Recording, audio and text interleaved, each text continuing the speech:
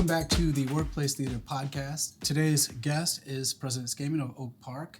Thank you. How are you? I'm doing really well today. Thank you for having me. Absolutely. Pleasure to be here. Yeah, and we have Joe Natal, Grow Exponential, and Michelle Padula from SBE Media Consulting. Thank you. So first, we're going to set the stage for the conversation. Today's topic is leading with purpose, energy, sustainability, and community resilience. So we've been exploring what truly helps communities thrive, which led us to a deeper curiosity. How do energy, equity, and environment come together in leadership? This conversation it's going to explore emotional, social, strategic layers of sustainable leadership, especially in communities where those investments matter the most. So let's break the ice. Can you remember the first time you realized energy or sustainability touched your everyday life? You know, I don't know that I can. Let's see, there's a couple of weird things. You know, when I was young, growing up, I had sensitive skin, and when it would rain, I'd get these little red dots on me, acid rain. Or like the first time that I drove in and saw Denver and saw this big cloud of smoke over the city of Denver, I'm like, oh my God, this is kind of crazy. But probably not truly until I got involved with municipal government, and you want to really think about how to have a healthy community and thrive so that everybody has an opportunity to grow and flourish, and how would they need to succeed. And you know, I'm the mayor, village president. That's always a fun story. Mayor, village president, interchangeable terms, but we have a sense of ownership over the term village president, and that we're a very socioeconomically diverse community that's been committed to sustainability for a long time, kind of in a bubble. And so once I got into office, I was like, how does this work? How do I spend millions of dollars on sustainability when our borders are air? You know, and everything when in municipal government, you want to be careful to not be raising your taxes. So how is it that you can, you know, you're always asking the question, where's my rate of return on our investment? So then I started thinking more broadly about not just my community, but working with our neighboring communities. Okay. I can't remember like that first moment, but I've talked to so many people who, you know, Mayor Katrina Thompson, who got on the show before, right? Yep. And she had a niece who passed from asthma. And yeah, it gets pretty heavy pretty quick. Yeah, actually my cousin passed of severe asthma attack as well. So that probably is one of those things. And I guess I just remember when we were small, sleeping at our cousin's house, and like they couldn't breathe and I could breathe, but you thought it was normal, just, you know, but you never knew what it was for, right? And it wasn't until later. What about you, Joe? Well, so the simple answer is like when I first recognized it was when our power, I grew up in Schiller Park, and our side of the street would lose power, but across the street they had power, right? So that was like my first like, oh, our power's out. Let me go by my buddy's house because they probably have power. So like that, and that's from a young age, probably like 7 years old. But I was just thinking as Vicki were sharing about just the downstream effect, right? Like you can, if you're in a bubble, you can protect your bubble, but if you're not looking outside your bubble, there's things that are coming into your bubble. And if you don't take care of those and you don't take care of your neighbors, right, there's a negative impact, right? It's your center's fine, but your borders are trouble. Right. And if you flip it the other way and you say, hey, let's help our neighbors, now your borders aren't trouble, your borders are protected. I think about my great grandfather in Puerto Rico. He would give land away. He had so much land on the top of this mountain. He gave land away to people he knew and he trusted, because he said, I don't ever have to worry about my neighbor stealing from me because I gave it to them for free, and they're grateful and they're good people. And so and they weren't like wealthy by our standards of today, but for where they were, he was wealthy. He had quite a bit of land, and he just thought it was the right thing to do to help his neighbors, and that it benefited him too. It was a win-win situation. So I love all the stuff you're doing. I know we're going to get into it, but I love how you're creating win-win situations, not only for Oak Park, but the towns around you. Well, see, now the last part of that is really important. It was mutually beneficial, right? So, your uncle, sorry, Great-grandfather. great-grandfather, forgive me already, your great-grandfather, then that was a piece of land that he didn't have to take care of, and it was still going to, grow, and he was going to see how beautiful it could become, right? And so there's much that I can learn from our neighboring communities too. And without that conversation, and most definitely our community can do harm in, making policies that we don't even know how it is going to affect our neighbors without that open dialogue. Yeah. So it's mutually beneficial. We make smarter decisions. Yeah, when you're including everybody. Absolutely. Michelle, how about you? So I think from a kind of an energy standpoint, I mean, yeah, when the power goes out and how long it's going to go out, your food's going to go in your refrigerator, things like that. But then I think from a environmental standpoint, being in consulting and working with clients, probably within the last couple of years, I got a new client and they do soil regenerating. And I had never heard of that, and so also focusing on marketing strategies, right? How do you communicate the impact, and why would you choose a soil regenerator versus the fertilizers that are already on the market? And the question that was posed to me is, well, how do we communicate to the farmers? And I coincidentally had read a book that had come out about we had all these optimizations. We're always optimizing everything, right? And so without recognition of the negative impacts of that optimization, farming being the big one, right? And so we did such a great job at optimizing that we're just now understanding or at least hearing or being open to the negative consequences of that optimization. And so I had said, well, have you read this book? There's a whole chapter on the negative effects of farming optimization. I think, learning from that, we can communicate a way that here are practical, sustainable decisions you can make that impact not just the soil, but that has the ultimate impact on the environment, the air, global warming, and it's just one big ecosystem and how it all fits together. But convincing the farmer, imagine being the first person to show up on their doorstep before organic food was a thing that we were all, aiming to get, and saying, you know what, we need you to not plant your land or not, fertilize your land for the next 10 years so that we can certify your land as for organic food. It's hard, there's a lot of change that has to happen that really can't happen without government stepping in, and you count on your government to care about that long-term health effects and making sure that we don't become sick, right? And that our grandchildren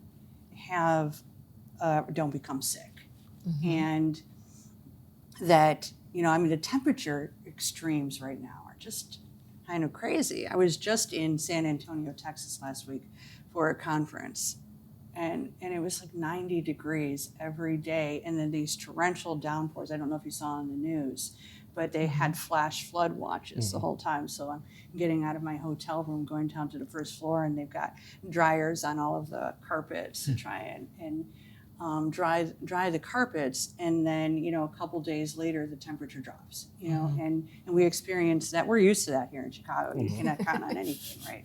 But it's beautiful there all the time. Yeah. And the fires and just the air quality. It's a challenging time, and it does. The more you know, the more it can weigh on you. But you have to stay positive. Yeah, definitely. Well, I think being smart too. There's an intelligence. You could be greedy or you could be intelligent, and sometimes there's a trade-off that I might not be able to make as much as I can make today, but long term, there's a better benefit, right? Especially with farming and things like that. I mean, we forgot about the Dust Bowl and what that led to, and that Oh my goodness. contributed to the Great Depression, and wasn't the only factor, but it was a big one.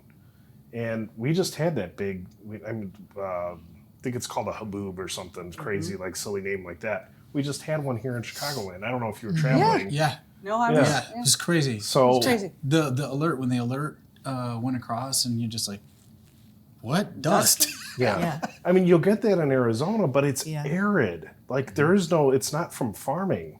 Yeah. Like that's what happens when, like if you notice in the spring after it rains and your car's like filthy dirty, it's because they're all running with these big machines really fast through the land, and it's kicking up all that dust in the atmosphere, and that what comes up must come down. And that's partially why we had that huge dust storm, was all the farmland was being tilled up and creating that big dust cloud. It's a perfect segue to the next question.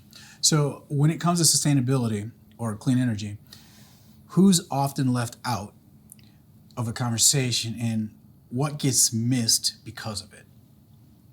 Oh, well, definitely those that are most affected by the climate change in the first place. In lower income areas, rural communities, small business. And in Oak Park, don't laugh, we just banned leaf blowers. Now you can only use electric leaf blowers, and it's been a couple of years coming. We've been saying, hey, this is coming for a long time, but I'm still, as the policymaker, still questioning it a little bit, because all I'm really doing is the small businessman or woman who is then like, well, I can only use electric leaf blowers. They're $200 instead of $100. Well, I'm just going to take my business and I'm going to go to Maywood. I'm going to go to Bellwood. I'm going to go somewhere else that doesn't have that policy and grow my business there. And it's the bigger companies that can afford to make that change that then will charge Oak Park residents more and be fine. Be fine. Yep. You know, so And residents will pay more because there's no competition. Right. Yeah. You know, and of course we're thinking about those incentive programs. Can we buy back some of the older equipment? But is that even sustainable? You know, I mean, I'm first generation German. I used to, my grandparents lived above me in River Grove. Okay. Yeah, everybody always teases that I'm friends with the mayor in River Grove and some of his team, and we like traded places and moving to Oak Park. And the I'm sorry. See, this is, here we go. I've just lost my train of thought. But the trade-offs of Yeah. like, The trade-offs, the the buybacks. buybacks. Oh, thank you. All right. So their $25 buyback program. Oh, but so my grandfather, thank you. There we go. My grandfather really enjoyed fixing stuff. And it was a sense of pride for him to like have some old equipment that he kept fixing again and again and again. And, you know, there's some sustainability in that too. Yeah. Because, you know, I drive a hybrid, but if I don't drive that car until its last days and I go and buy the new model just to have the new model, I'm also contributing to waste. Yeah. And so, you know, these are tough questions around resiliency, but most definitely, you know, that's part of the benefit of C4 Cross Community Climate Collaborative, in partnership with Mayor Katrina Thompson and Kathy Aducey in River Forest to bring 14 communities to work together to address climate change, is we're having these conversations together so we can make those informed decisions. And, you know, I do agree with the policy that we made, but I just know that it's not perfect. Because Oak Park has, you know, can then use the weight that we have to push manufacturers to do a better job at building equipment that then is not just going to be better for the environment, but also the user. because it's the small businessman who's all day long exposed to the noise and the pollutions of that older equipment. And Yeah, I'm curious who. So when that came about, that change came about. You said it took about 3 years. So who were the primary, stakeholders. or who was complaining about it, or who brought that forth? I'm curious to know because I'm just curious if it were the small business people like it's just too noisy here, or were they really saying anything, or who really like spearheads that? Well, so after I was elected the first time in 2021, the first gift that I received from a resident was a mug that said "One tree, many nuts." And Oak Park has there's just lots of opinions, okay? But, so we would get complaints from the sustainability advocates, but we also got, when COVID hit and people were staying at home and working from their living room or their kitchen table and hearing all day long the landscapers coming and cleaning, in the lawns, this really loud noise. And then so then the people that were complaining expanded, right? But leaf blowers are really, really bad for the environment, particularly gas-powered leaf blowers. I had a trustee who's no longer with us on the board who shared some data with us that it was like driving a truck across country. So they're pretty terrible for us. Interesting. But we like our green lawns. Yeah. Well, there's a use, right? Like, so I have an electric leaf blower, but I've had electric leaf blowers because I don't like I'm lazy. I don't like doing the gas oil mix. That's really the thing. But the one you plug in, super powerful. The one with the battery, I love it. It's portable. I can take it anywhere. It's like even the most powerful one. I have the most powerful one that you can get with a battery, and I turn it on. I'm like, this is just still not great. And so imagine if you're a business and the business is looking at efficiency, right? Like, so you have to make sure too the equipment is efficient for the business, or they're just gonna just let's take landscapers, right? If they're gonna mow one less lawn a week because of the leaf blower, that now impacts the revenue too. So what are they gonna do? The bigger ones are gonna raise prices, the smaller ones are gonna go out of business. Now you have more unemployment because people are unemployed. The bigger companies aren't necessarily the ones that take the best care. Some of them are, but just in general, right? They're working on efficiency. So you're paying higher price as a consumer, higher price, less quality. And then it's why? Because we got rid of we can't have gas powered stuff. So there's these trade-offs that you're saying it's not perfect. Yeah. But I love what you're saying about using the weight of Oak Park to be able to help manufacturers think about redoing this. And I think that connects with Corey's conversation and, just economic development. And we can go there for hours, but we'll stick on topic. And I know I'm taking us off topic for just, No, or not okay. off topic, No, actually, no. just It's connected. on staying on this for a second. Is so, and now what we're also trying to do is teach people to just leave the leaves, because, first of all, the small business person, they're going to be able to, it takes longer with the electric leaf blowers. And if you're doing rechargeable, then you have to buy the generator that is still not good for the environment to be recharging them. And that can cost, or to have a big battery can cost like another $7,000. That the larger landscape, right? We can go on and on and on. But to teach people to just mow and leave their leaves, and that naturally composts your soil. So then you're going to start to see fewer people buying that equipment. So then the manufacturers are going to have a choice.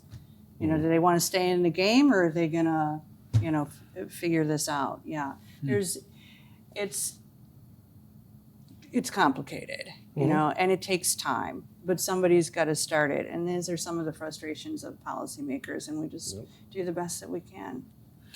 So, Michelle, what are some of the things that you would communicate in navigating like what should happen on the business side or what should happen on the consumer side? How would you communicate how would you navigate that?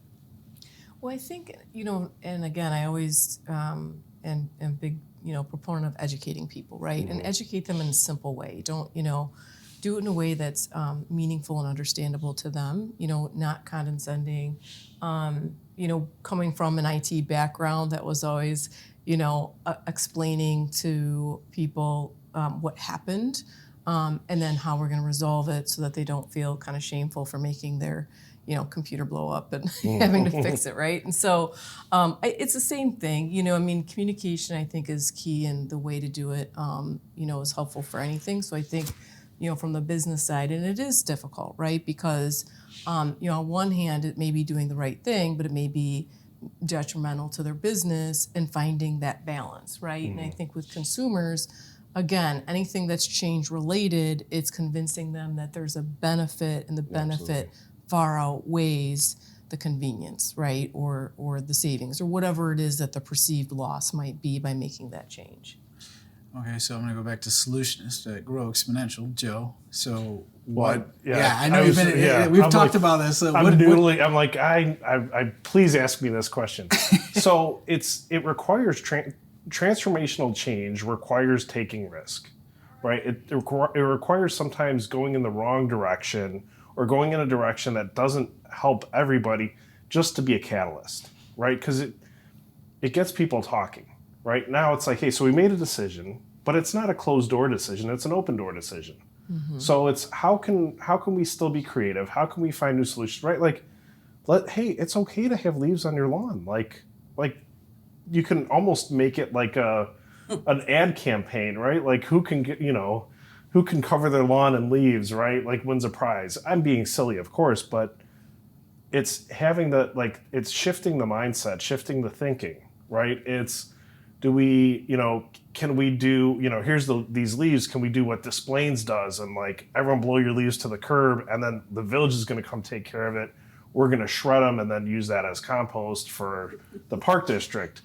Well, Oak Park doesn't. Oak Park papers? Well, Oak Park doesn't necessarily work that way with traffic patterns, right? And so there's always these trade-offs, but it's the conversations that you can have where you can start talking and thinking more creatively to find that unique solution, right? Like say, oh, hey, maybe we should do what Desplaines does. Okay, well, if we do that, they have parking problems, and we already have parking. And Desplaines doesn't really have a lot of business, like the business district in Oak Park is busy.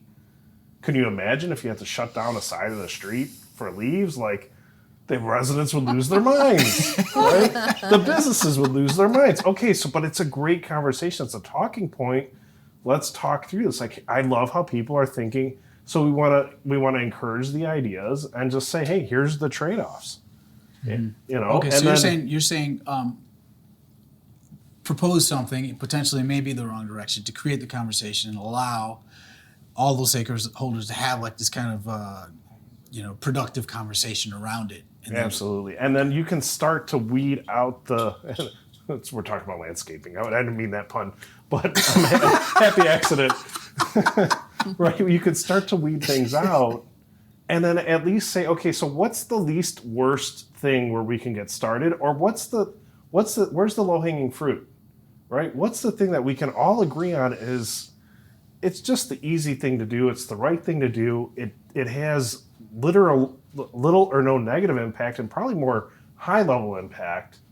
So we can all agree to start here. Now you can build off that as a community, instead of everybody pinned up against each other in their silos, politicking for things, right?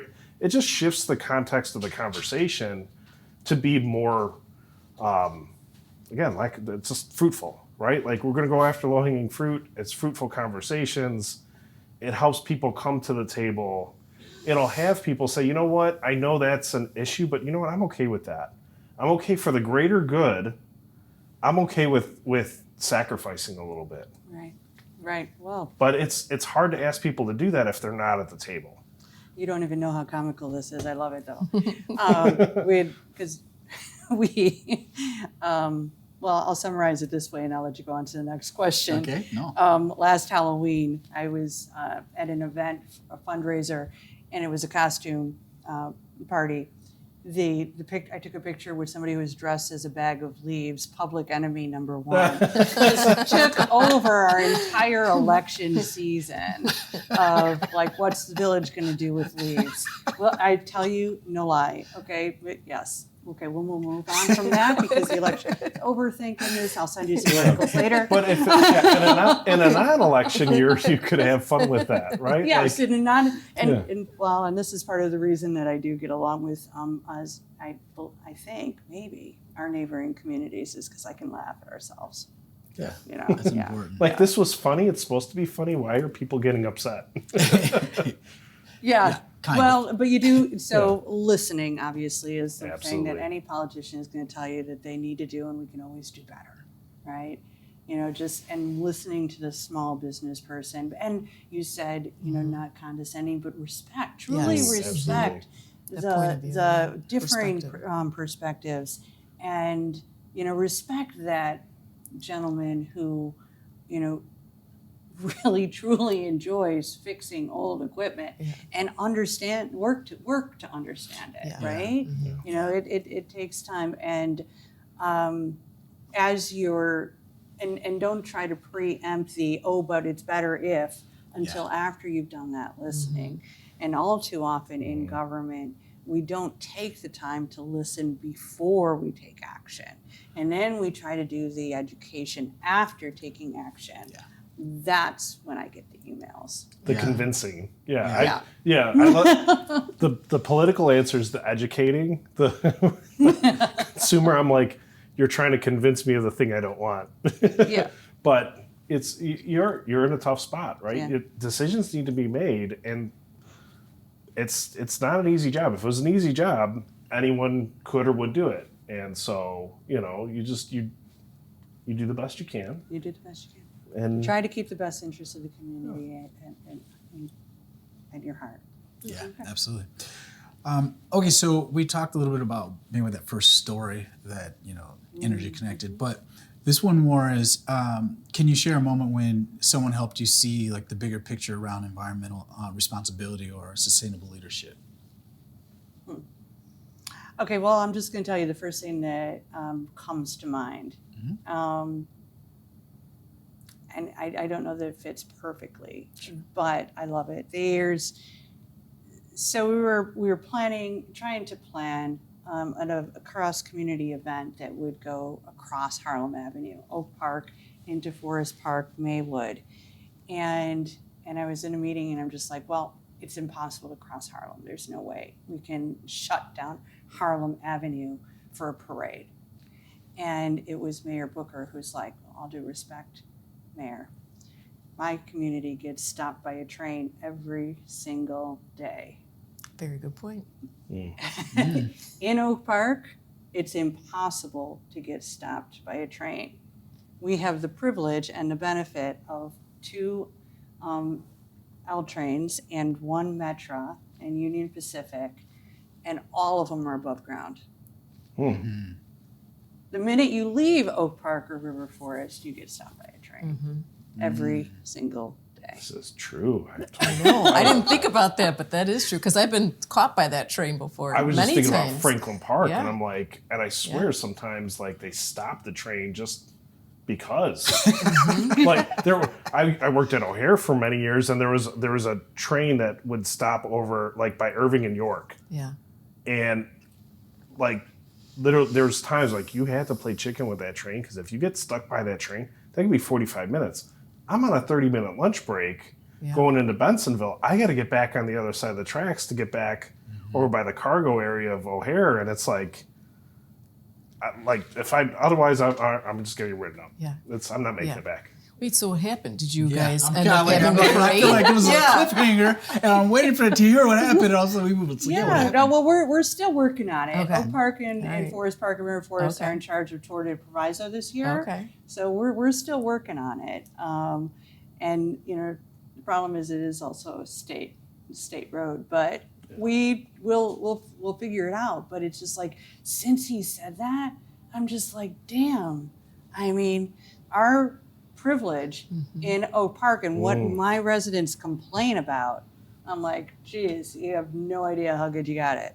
and I love Oak Park and I love my residents and all that, but the environmental justice just comes flooding in, Yeah. and even, okay, what are we teased at most? Did you ever, like, we have the only left exits to the Eisenhower Expressway in the nation. Oh, yeah, it's so crazy. Yeah. So then the joke Why is is Oak Park that? is so left that you even get off the expressway On on the the left. I left. never heard that. How did you never hear that? Come That's on. hilarious. Yeah. That's funny. That is, yeah. Yeah. Okay.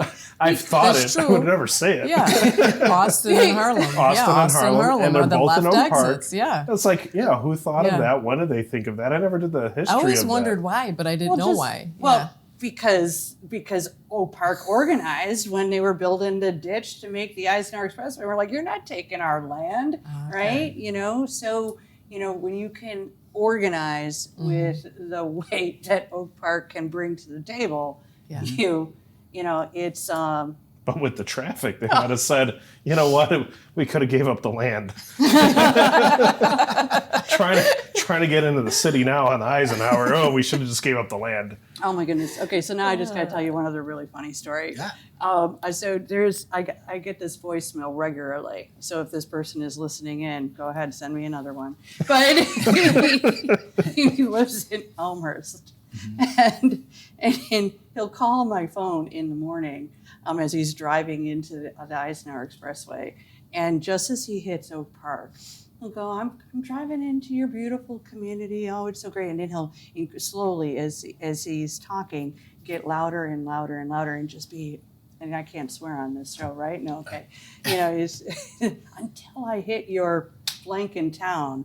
And he just leaves me the craziest voicemail. Like, I can, rebuild the Eisenhower Expressway. Yeah. Yes, and make it less congestion for Yeah. him. But he and does, control the yeah. graffiti Yep, and all this yep, other stuff. yep. Yeah. Yeah. Well, I think what I get out, no, that's great. What I get out of all that, I mean, it kind of reaffirms like the importance of all of the communities having that conversation together, because Yeah. like just what you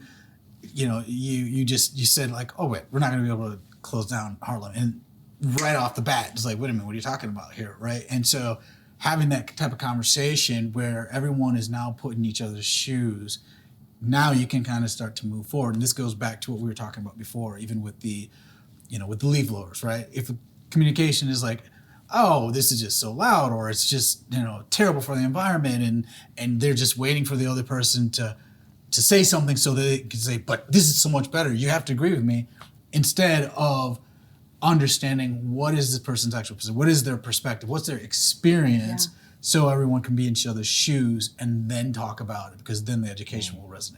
So that's what that story did. Do the best that you can to make smarter, informed decisions. Know your privilege and know what your goals are. And then you have to decide when it's not okay, like building warehouses and plants in communities that are going to suffer to the pollution, right? Oak Park is, we're not willing to give up any more of our land than for a safer exit from the Eisenhower Expressway.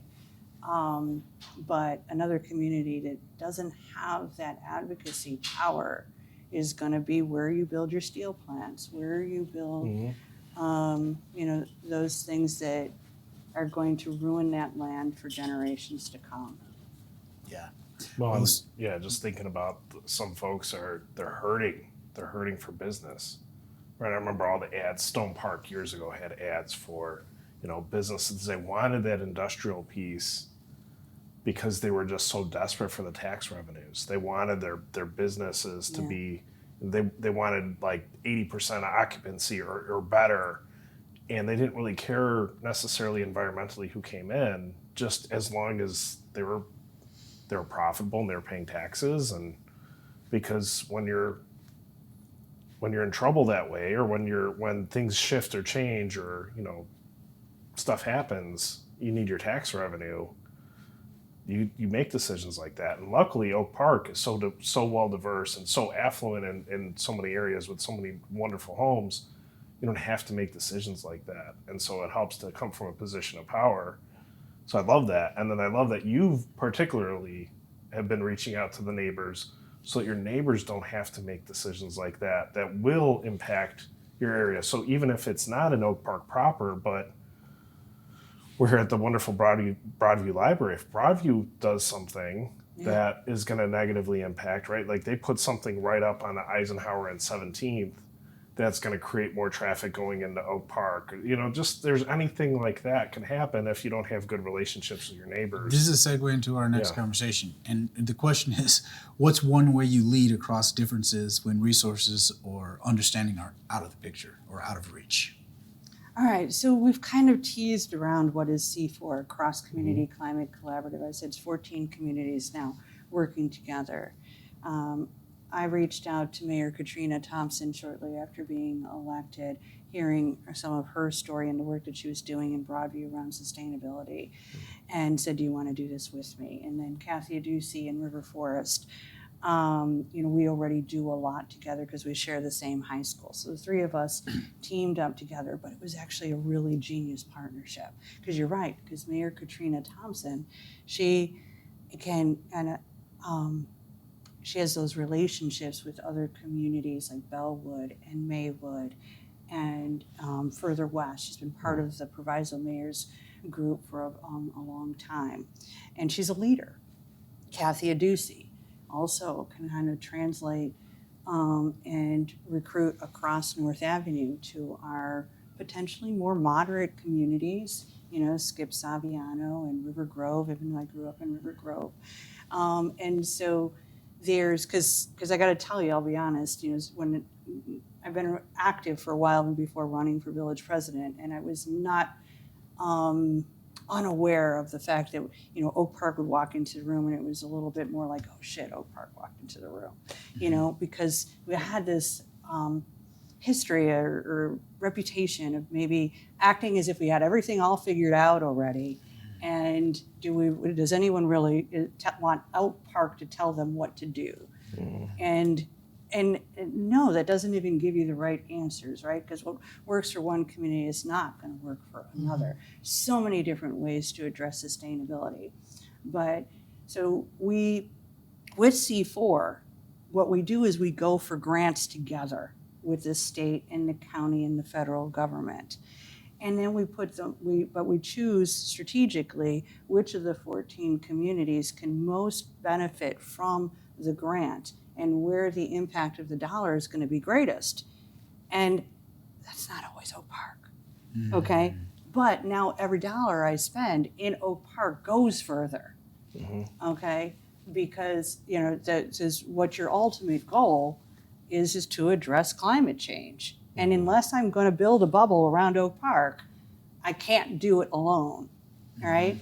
So there's, C4 is so rewarding. It is so wonderful. I mean, we have a wonderful park district in Oak Park. They're a separate governmental body. They've been sustainable leaders for a long time. They go for a grant, they're going to get it because they can prove they're shovel ready, right? And so, so our grants are kind of on like our parks are kind of like in a 5-year rebuild, renew, right? Meanwhile, other communities are still on metal. So sometimes we can afford to stand down from a grant process and provide that technical assistance or at least the model. So what C4 also does is we borrow from each other. If one of us has a policy or a program that's working, then we'll share that information maybe to work for your community too. And so it's really a mutually beneficial relationship and making sure that we're accomplishing the goals that we set out to accomplish on a bigger scale. So we just, and then the cultural competency piece, the how to communicate to your residents. More people are now part of the conversation. I was in Bellwood last summer at a stakeholder meeting around a grant for green technology. and listening to what the residents of Bellwood want. Trees. You know, another, we took a bus tour of all of our communities. And just the minute you left Oak Park, River Forest, Forest Park, a lot more cement. And so we're going to make so much more of an impact by planting more trees. Just a very simple thing in Bellwood and other communities. But so to answer your question, I don't have to do it or do it. I call the right people who know how to do it. You It know? still requires being open, Yeah. being open to, even though you see benefits, but being open to having the conversation. Because a lot of people will say, yeah, we could do this and get together and not really have the action.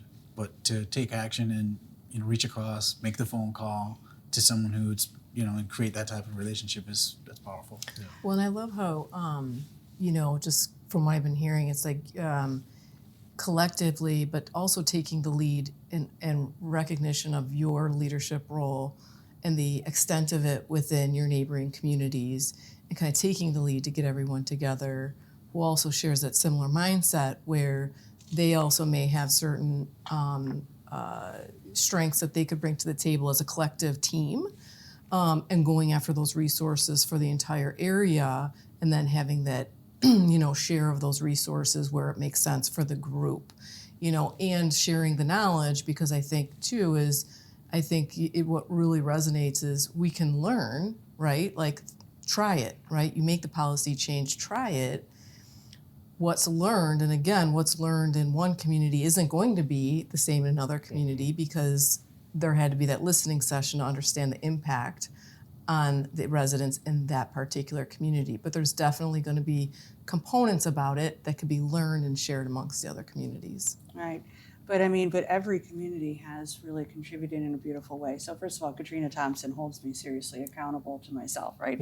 To know when it is that, I just have to reflect and be self-aware, right? And I love her for it, and her bond is beautiful. So hugely important. But Skip Saviano in Elmwood Park, they got these beautiful rainwater catching, so it's really, maybe the conversation's not being led about climate change, but it is him being responsive to his residents and flooding in their basements. Yeah. Mm-hmm. So then he can bring to us what that, the engineers that he worked with, the plans that he had, and another community can borrow that plan and run with it a little bit faster. We have, just composting. You heard about composting from Mayor Booker. And so now when we do have a conversation or a policy change that affects a neighboring community, we have a door open to expanding then what those programs and incentives and reimbursements might look like, so that what I'm doing isn't destined to hurt our neighbors.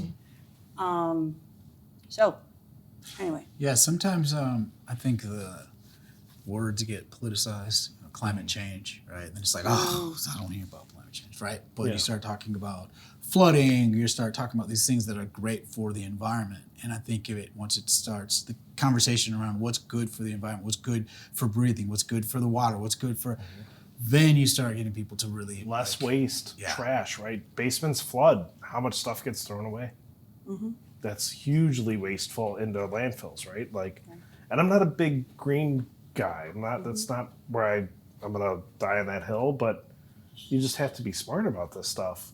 There's one thing I think it's good for people to know about this whole C4 initiative is not just the mayors that are coming together. It's other components of government, right? It's the park districts. Who else? What are the other groups that are? These are all separate tax bodies. If people don't know how government works, these are people coming together that are not necessarily economically incented. They're not. The park district doesn't report to you. they're a separate body. So this is They this is remind really me great. of that often, by the way. Yeah, they do. But having an initiative like this is a lot of folks miss this, right? I live in Schaumburg, and God forbid the village, the park district, and the schools come together and figure out a program for kids. Like, everyone's got their own thing. Maybe they play nice, but they don't work together. And so I think folks just share with like all the different entities that are coming together in this initiative. Yeah. Okay. Well, I'm so glad you asked that question, because there's a lot of credit that needs to go to some other of our partners for making that happen. So we have a cohort for libraries, for park districts, for our schools, and elementary and high school. So every level of local government, there's a cohort to join with C4. And so then you have library EDs talking to library EDs, and that's another way to get that education out into the community where people are at, right, in a very effective way, and in their own neighborhoods. But so C4 partners with Darnell Johnson, who's the CEO of Urban Efficiencies Group. Katrina Thompson, when I met her, Darnell was already working with her, and he has a whole framework for how sustainability affects every aspect of our lives, work, and play, And then 7 Generations Ahead, which is a nonprofit in Oak Park, works with all types of different communities to identify where they can make their greatest impact. So you have the technical assistance with 7 Generations Ahead in the grant writing, and Gary Cunine, the executive director there, he can whip out a grant like nobody I've ever seen before. 24 hours, boom, send him something. Here's an opportunity, on it. Okay, great. And then Darnell Johnson, who really makes sure that we center that environmental justice with everything that we do. Every partner that we bring on is being vetted for, do they have the best interests of the residents of each of our communities at heart? And so though that public, so in government it's called a P3, public-private partnership, then also expands even the ways that you can fund different projects, and really maximizes our overall potential. But so without these two gentlemen, Darnell Johnson and Gary Cunine, I don't know that, we mayors, we've got 5 balls in the air all the time, right? So they keep it moving. And it's helpful with those relationships because, yes, governmental bodies love to list out how it is that we're working together so that our residents, we can say that to our residents. But it's very territorial. But so Gary Cunine and Darnell Johnson, they bridge that and are working with staff to staff. And that's just practical. So we just got to know when to stand down too. And get the politician out of the way so that the real work can be done. Yeah. Okay. So speaking of getting the politicians out of the way, what's one small shift cities, schools, or everyday people could make to live more sustainable and basically feel more connected in the process? Well, so you've been having some conversations about mental health too, right? I really getting out of our cars and walking more, biking more, and just working to try to eat healthy food.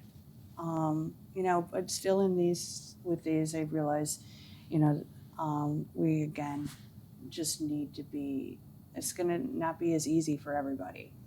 And our cultural foods are still very, very important to us. So it's okay to take small steps, And if you go to work out and change your whole routine and cut out everything good for you overnight, you're never going to keep that diet going, right? So it's okay and stay positive, but take joy in being outdoors. And I really think that is something very important to spread right now. There's something called Move with the Mayor that I know Katrina Thompson has really been doing. She walks, I think every Sundays with residents. Anyone can join her and take a walk and have a conversation with the mayor outside walking. You know, I went to 2 of our schools in Oak Park a week before last, and they had gym class with some of the young people. Keep our bodies moving and pay attention to our mental and physical health. Okay, Michelle, anything to chime in on you know, the small things that people can do, but be connected in the process?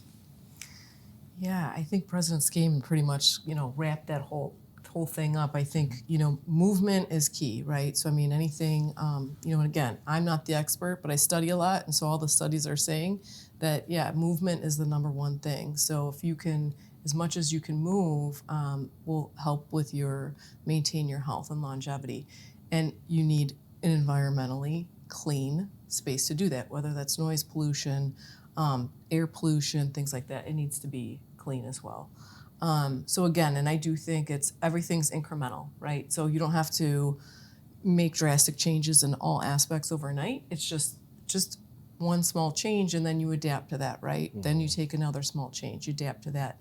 And over time, all those small changes lead up to a big change. Okay, Joe?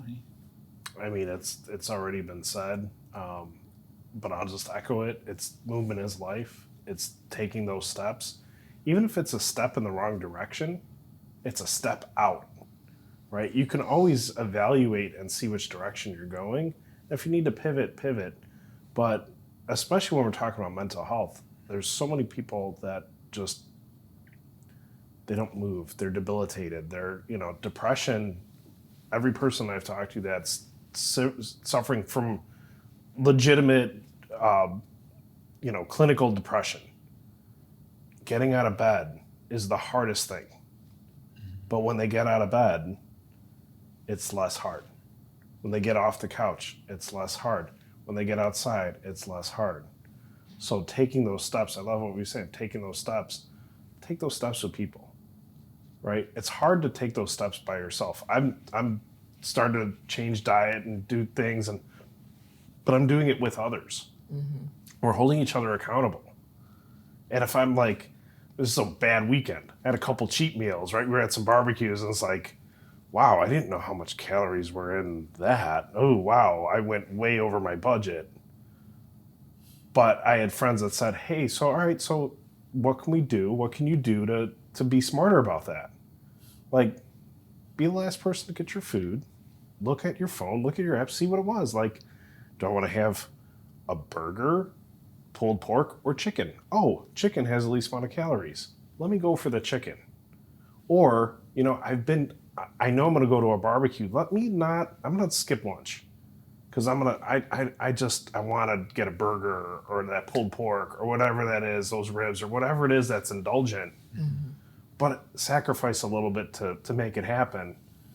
But if I didn't have good friends around me, helping me try to figure it out, right? Not shaming me, not making me feel bad, not calling me stupid for, whatever. Like, giving me good tips on how to make it better, right? I wouldn't have any success right now.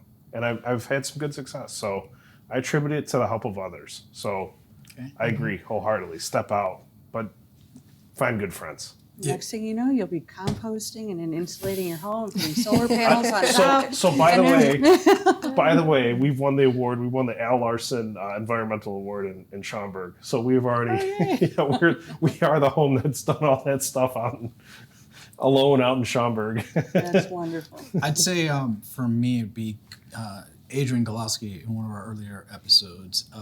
She talked about the impact of going out to dance, being a music person, the DJ and the panel here. I'm going to say go out to dance, but even more, I would say think about something that you're actually passionate about outdoor. Absolutely. This yesterday was the first time that I ever played pickleball, and so. I'm so sore right now, I can't tell you, but I feel like I played like hockey. But I was just thinking, I was like, man, gosh, I'm going to have to go look at some pickleball because, man, if I go out and just play pickleball, then that's the work right there, and I'm having fun. So it's not even about like, oh, I got to go exercise. It's like, just go have fun. So if you find something that you're passionate about outdoor, then, that's half the battle right there. You can kind of trick yourself into doing something great, right, without making it be about, I have to change all these things about. Just go out and have some fun and find something you're passionate about. If it's sunny out and at least above like 45 degrees, I'm outside, And I can walk for miles and miles and miles. So, for me, it's like, I just want to be outside because it feels good. It nourishes your body. And then you get the movement on top of it. So I hear what you're saying. It's the find what you enjoy and then combine that with movement. Absolutely. So, closing this all down as we're getting running on the hour, what gives you hope moving forward? Young people. Yeah.